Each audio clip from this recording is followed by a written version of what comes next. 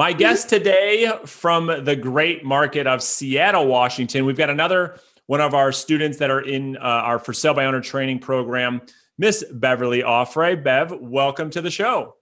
Hello. Thank you, Brandon. Thank you for having me.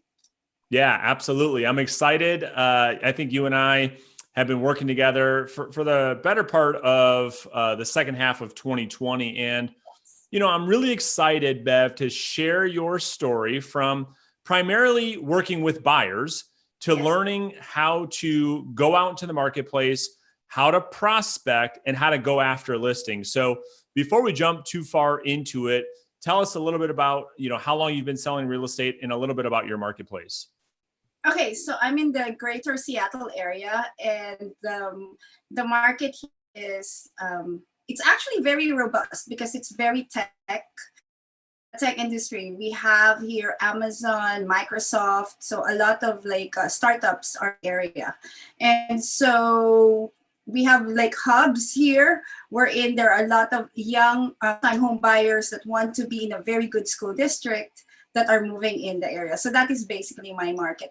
I have been a buyer's agent for 8 years right now. An agent for 8 years, and I primarily focused with buyers because the people that are moving here, I know a lot of people that, with the people that I know, they basically recommend me, and then I've helped a lot of buyers negotiate their next home. So basically that is where I have concentrated on.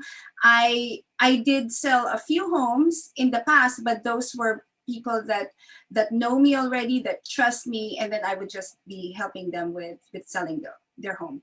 Got it. So your career primarily for the last 7 years or so, 8 years, has been working with your sphere of influence and helping people buy homes. And in 2020, you said to yourself, you know what? I want to become a listing agent. I want to learn how to prospect. I want to learn how to go out there, talk to strangers, and get listings. So how was it that you originally found me and found out about what it is that I do? Okay, so I was trying to figure out, so I needed to do my calls first because I was having a hard time finding sellers. I know there are I'm surrounded by houses here, but I did not know how to approach them. I did not know how to approach expireds. I did not know how to approach people that are actually on the market. They're trying to sell their property. Either they did not sell or they're trying to sell on their own. But every time I try to call, I freeze. And I get so nervous, and the first thing that when they say I'm not interested, I say, okay, thank you very much, and then I move on. But I did not know that I can help them, because I believe that I can help them. I just don't know how to approach and give that service to them. And so I researched online, and then that's where I stumbled into you. And actually, it was the mindset that first got me to you. It was, you have this video online that you were saying, I understand what you're going through. Everybody goes through the same thing. And that was where I was. And then that resonated with me. And then after that, I just continued listening to what you have to offer. And then the approach basically was where it was more comforting to me, because I did not feel that I was being very pushy, but at the same time, it was an opportunity for me to hear what they have to say. So basically, that is what connected me. I gave a call, I asked, and I did my research. Don't get me wrong, I did my research, but the research was really more, because of that research, it really drove me more to get to wanting to know what the system is. Got it. Yeah, it makes a lot of sense. So before you and I started working together, you tried prospecting, you tried going out there and securing listing appointments. But to your point, when they would give you a reflex resistance or a reflex objection, like I'm not interested, it was like the call was over. You didn't know how to kind of get past that. Is that right? Yes, that's exactly how it felt. I was, of course, it was also more challenging because when I decided to become a listing agent, in the beginning of the year, COVID hit. And Yeah. so there's also the psychology part for the sellers, because sellers started removing their property on the market, and then I'm here trying to get the business, and they are not happy. They're also afraid. So I'm now dealing with not just me, but also what the clients or what the sellers are going through. So I had to manage and had to understand that one.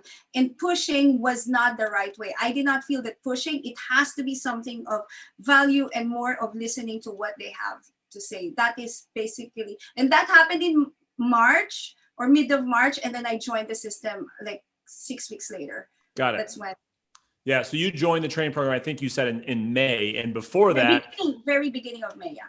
Beginning of May. Got it. Okay. Now, in your career over the past 7 years or so, how many listings did you get from people you did not know, like absolute strangers? You went out into the marketplace and you got a listing?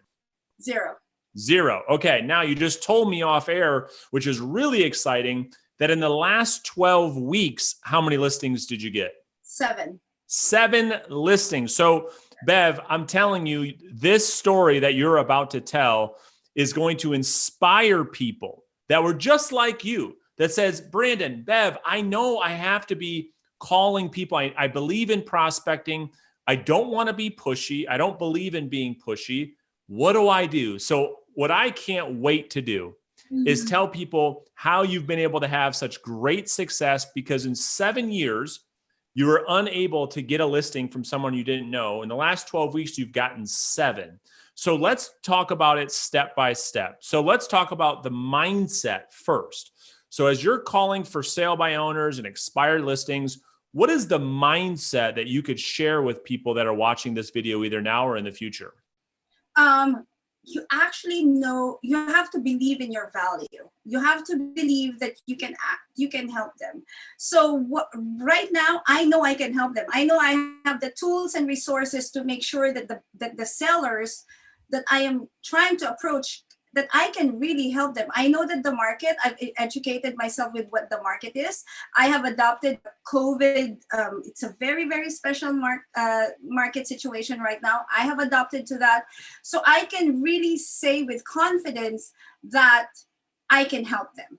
And so that is the first thing. You have to be confident with yourself that the value that you're offering. And with that, also, you have to do your scripts. Actually, the scripts we're gonna talk about that second. So Okay. that's exactly right. I mean, your mindset. I remember specifically having a mindset conversation where I felt this connection with you, like this breakthrough moment with you, because you are exactly right, Bev. I mean, most people, when they're new to prospecting or they're new to sales, they feel like when they pick up this phone that they're bothering people and they feel bad. I believe if people don't call the prospects that they're being selfish, because great people like yourself have such great value to add to these people. If we don't call them, we're doing them a disservice and we're doing our family a disservice by not calling. Would you agree? Yeah, definitely. And that's where I think we need to have confidence when we are calling for sale by owners, because it's really not just calling, right? And then especially with the system, with the group that we have right now, we have a lot of people in the group that have experiences, and this experience you thrive into it, because if you don't know anything, you can actually go in the group and then say like, hey, you know what, this is a situation, I want to help my client. How can I better serve my client? And then I'm always faced with somebody that have already faced the situation in the past that will guide me on the right direction, and then I will do it, and then it works. That's great. Yeah. So before we start talking about the scripts and the dialogues and the calls and all that stuff, what was your biggest takeaway from that conversation that you and I had on one of our coaching calls about mindset? Because I remember it vividly, but what do you remember the most? What impacted you the most? Well, what you really believed in me. Actually, that was you.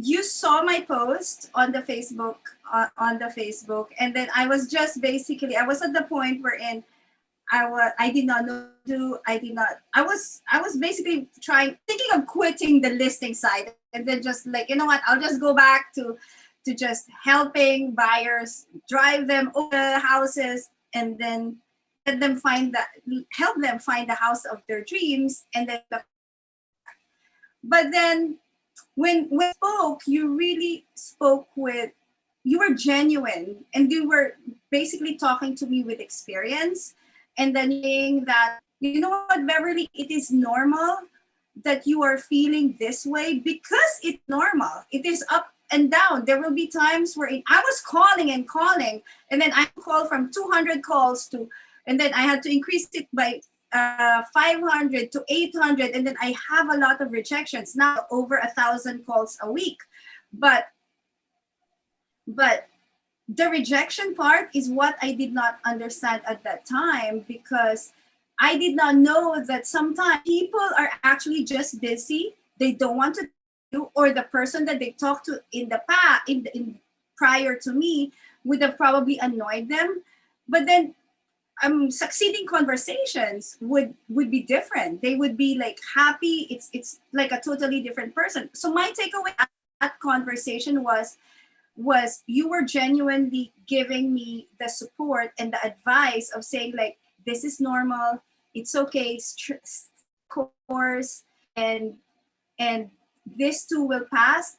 You know, you just have to strengthen, be consistent. Actually, be consistent. That is basically, after that call, I was just consistently doing everything that you were saying. I had to wake up at on the right time every morning. I did my cold showers in the morning. I masterminded in the morning before. I did everything, and I was just training. And then it was hard at times. Now it's normal. I mean, I could not see going back, not doing those things. It's Love really, it. yeah. Good for you. I mean, that is beautiful. And it was so powerful. I'll never, ever forget it, because yeah, you were ready to, forget it. Let's just go back to working with buyers. I remember you saying, I don't know if I'm going to keep pushing forward. And I knew we had to have that conversation. So good for you powering through. Thank goodness you got through it. Right. And now it's great that you say you probably cannot even imagine going back to your old self based on everything you do every single day. So walk people through what your daily kind of routine looks like, and then we'll get into some more even nitty gritty stuff. Okay, my daily routine would be way between 4:45 to 5:15, sometime there. I'm definitely awake, and once that happens, I just prepare. I do my Okay, one thing that I do a lot is, like, even if I'm in my office, I dress up. Yeah. Like as if I'm going to my office. It never changed. It's every single day. I do routine, and I prepare myself. So that is a way for me to prepare, right? And then I do my exercise. I do my cold shower. It was challenging at that time, but now I do it twice, morning and in the evening, You look forward to it, don't you? Yeah, I look forward to it. Well, now actually I love it. I know it's the winter, but I look forward to it. Yeah. And then I do my mastermind. So prior to me to making those calls, I actually meet with I role play 3 times. I role play at 6:30. I role play at 7, and I role play at 7:30 every single day. And the day I decided that I was going to become a good listing agent, those 3 things, I never missed a day. Every single day that happens. I love it. Good for you. Yeah. Good for you. And then how much prospecting do you typically do? What time do you start prospecting? And then what time do you typically go to every day? So I prospect twice a day.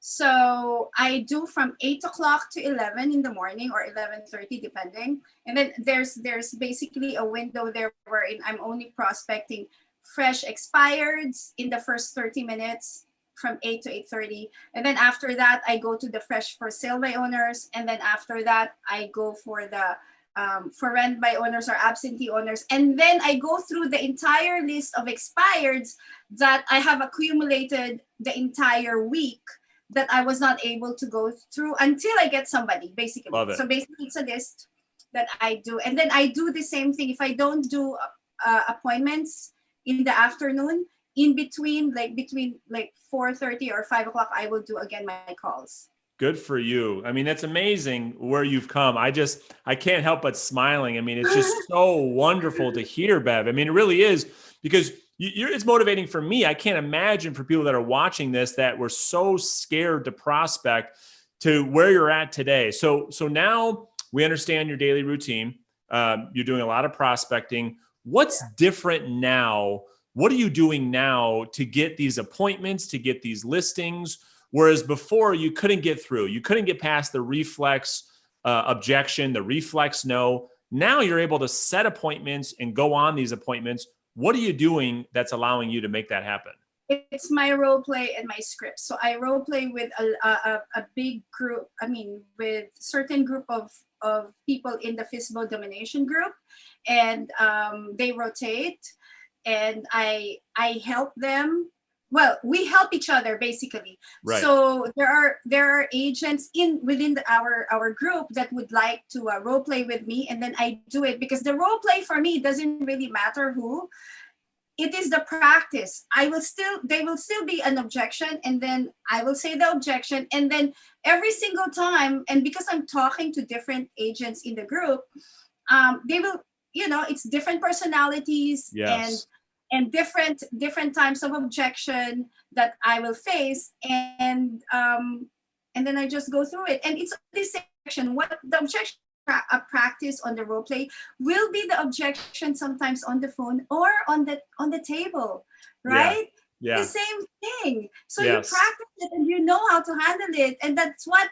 It doesn't mean that you're trying to set up an appointment that it's a very unique objection on that one. It is actually, no, it is for the entire transaction. When you're nurturing them, they will sometimes say it, and I know how to say it now because I believe that I can help them. Yeah, that's phenomenal. So you now you also, not only do you believe you can help them, but you believe that you had to create a new skill set that you didn't have before, Yeah.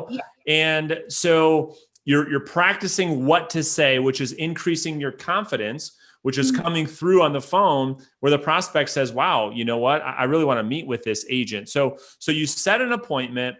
What happens on these appointments? What can you walk us through, your average appointment with a for sale by owner or an expired listing, and typically what you do on those appointments?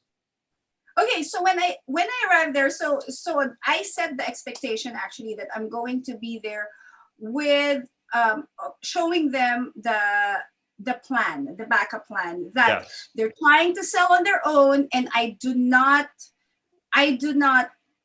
basically tell them like, hey, you know what, you cannot. I actually tell them, good for you. You know what, this is the right thing. You should really try to sell this property. If you can save this, save some money by selling this on your own, go for it. I will be coming in to see it and see if I can give you some advice on even make the sale even much stronger, or at least at the end of the day, you can maybe just I can leave you some information and resources. If in the event 30, 60, or 90 days from now, you're not able to sell, at least you have something very strong in front of you that you can fall back into. And that is very, very important. And they feel when I say that, and then they come and then they welcome me at their house, and then they know that I am not going to push them when they sell the property. And then that's when the nurturing and the follow-up comes in. I call them and then I tell them like, hey, you know what happened during the weekend? Did you have any offers during the open house? Did you do an open house? Is there anything? Was there any inquiry that happened? And then they end up becoming very comfortable with me and the conversation at the end of the day. So moving forward, they actually call and say like, hey, Beverly, I'm in this situation. I did receive an offer. And then I will ask them genuinely, is this something that you're willing to accept? What is it? Do you need help negotiating the contract. And then so they feel the value and the connection afterwards. Love it. I love it. So you go to the appointment. You're not trying to hard sell them. You're not trying to pressure them into listing their house. You go there, you give them some feedback, you walk them through our backup strategy. And then the follow-up you talked about. So you're calling them once a week? And then what else are you doing to make sure that you stay top of mind with these people as they're going through the process? Oh, I have 3 touches a week. Okay. Every week. So so my Friday is a follow-up Friday, and Okay. Monday is a follow-up Monday. So two follow-ups. And then in between, actually, so I do 4 touches. So I do either a Tuesday or a Wednesday text message, and then a Wednesday or depending on when I speak with them, will be an email update of what is happening. But I also take advantage of my social media. Absolutely. And also, like the occasions. For example, Thanksgiving. I Yes. send them a Thanksgiving greeting either by text or by email, because sometimes they don't open their emails, but they open their texts, right? Yes. And then and also they have been remembered. I feel like I'm imagining on the other side, they receive something from me and they have a smile. Oh, Beverly greeted me, something, right? Oh, okay. So I'm imagining that when they're receiving my text. I'm not imagining that I'm bothering them, but I'm imagining like, okay, it's a welcome thing that somebody actually greeted them on this special occasion. I love it. And the follow-up is, most agents, that's where they're really, really losing out. They're not following up consistently enough. And you've got a nice system for following up with these people, staying top of mind, so that when they have trouble selling their house, walk us through how you're securing the listing. So you went to go see them, right? You set the appointment. You had a great face-to-face meeting. Now you've been following up for a couple of weeks. How do you secure the listing? How do you get over the finish line? Oh, I always ask if they're ready to list the property. Got it. Or I also have this line when, for example, Brandon, have you decided to use me when you are ready to sell it? I love it. So I asked that question because I want to understand if they are actually. It's more of a clarity at the end of the day, Right. Especially if we already have a relationship, and I want to know: are they just entertaining me because I'm friends, or are they thinking that I am their agent? Because if I am competing with somebody else, then I want to understand and to address that question already, right? Right. And so I right now I'm in a point where I'm still learning. I'm still this. I'm learning how to ask the right questions, because sometimes I don't, and there are obviously a couple of times wherein I feel like I have a relationship and then they listed with somebody. It happens, but I just did my numbers, and from the moment I joined, like in May up to now, I did my numbers and I've seen 71 people. Wow. Either by Zoom, preview, face to face. Basically, I had that conversation. Set the face to face. Matter if it's via video, it is still they see me, right? Absolutely. And 40 of them are still on the market. Wow. And so that is a good thing. That means I actually did not lose these listings, right? Those are expired. Those are for sale by owners. And all the 7 properties that I have listed, they're only expired and for sale by owners, nothing else. So those are what I'm doing. And so that's an opportunity for me to actually still continue the nurture. And I'm looking forward to 2021 because of that. I love it. That's great. That was beautiful. So what are your goals for 2021? Now that you're growing this new skill set, and I have to tell you, your confidence now versus when I first met you, night and day. You are like a new person, and I'm so excited for you and your family. But walk me through, what is your 2021 goal? Okay, so on average right now, I set 5 appointments per week, but I call between 1,100 to 1,700 calls. And that is the one that I am trying to help, other agents. I say, like, look, we all have the same resources. You all have access to the same thing. You know what makes you different from me? I do my calls. That's right. You're not. Yes. Right? So yes. I do my calls. And then that is basically what I'm trying to explain to them. My conversion rate is still low because I'm still developing my skill. And but it's a numbers game at the end of the day. I'm producing the numbers because I'm doing my calls. And I would be really sad if I don't convert anything, right? Yeah. But also the market that I'm trying to reach is actually a little bit more expensive than the average market. Yes. So this is a very different clientele. And so I have to be as strong as possible on my mindset at the same time. So that's basically what I'm doing right now. And for my goal for 2021, I am targeting no less than 50. Less than 50 transaction for 2021. That is amazing. I love it. That's so good. So let me, as because you kind of mapped out a nice process and people kind of can see your story. What advice would you give now to people that are starting just like you started about 6 months ago, that are filled with fear and doubt and worry, and they say, Bev, man, I just don't know if I could do this. What kind of advice would you give to these people? Consistency and trust the process, because it is scary, but really they're not the people on the other side.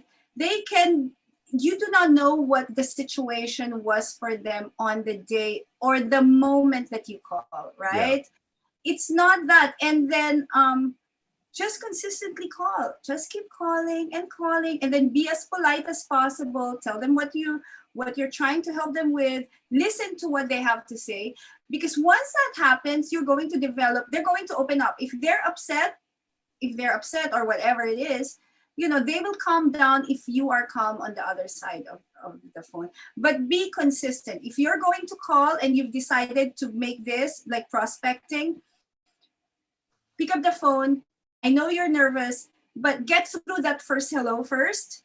And it's okay if you don't get it, because I get more rejections. 1,100 dials. I'm not even going all the way to 1,700. And I own five actual face-to-face out of that number of dials. That's a lot of no answer or rejections. That's right. So just keep calling. And it's not about you. I mean, I call people, they don't even remember that they spoke with me twice in the past. Yeah. No, that's such good advice, Bev. And I'm so excited for you. And I really, really enjoy working with you. I mean, every time I have an interaction with you, I can feel the positive energy. You've got a great smile. You've got a great mindset.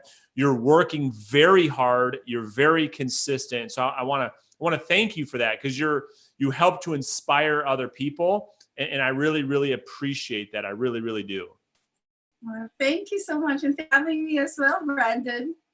Yeah. And thank you for helping us. Actually, at the end of the day, it is that. Thank you for helping us. My pleasure. It's what I enjoy doing. It's my life's work. We're only getting started. So have a great holiday season. And I'm sure I can't wait to see you in 2021. So thank you, Bev, so much for doing this. And I'm sure we'll talk to you soon. Okay. Okay. Thank you. Thank you as well. You got it. Merry Christmas. Happy New Year. Happy holiday. Thank you so much. Thanks, Bev. Bye-bye.